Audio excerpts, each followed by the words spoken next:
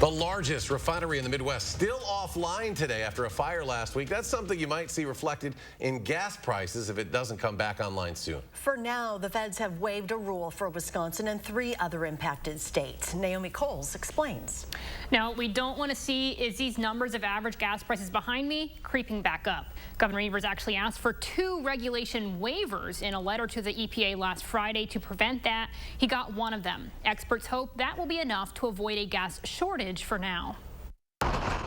If you've ever filled up gas in Wisconsin, you've probably used fuel from this refinery. Since Wednesday, BP Whiting in Indiana has been offline for repairs after an electrical fire. It supplies more than a quarter of Wisconsin's gasoline, and it's prompted an emergency waiver of a regulation that normally bans winter gas until September. That waiver is supposed to help stave off spiking gas prices. I think we're in a good shape. We immediately asked for that waiver, and they almost immediately approved it. I would say that the RVP waiver is pretty significant in trying to alleviate the situation. Patrick DeHaan with Gas Buddy says to expect maybe a few cent increase for now. This is a situation to watch. But price hikes will depend on how soon the refinery comes back online.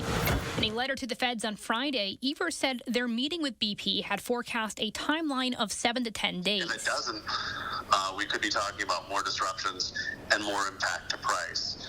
But how much impact to price really depends on the duration of the downtime. For now, the thing he says you shouldn't do is panic buy if you don't absolutely need gas at the moment.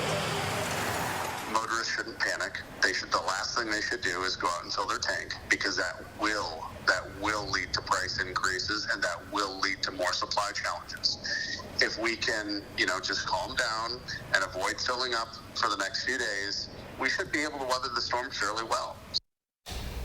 Now, a bit of news in just the last 30 minutes. Governor Evers' office says their talks with BP today indicate the refinery will be partly back to work by this Friday. I do have more details about how those waivers will impact prices and what this means for Wisconsin online at channel3000.com.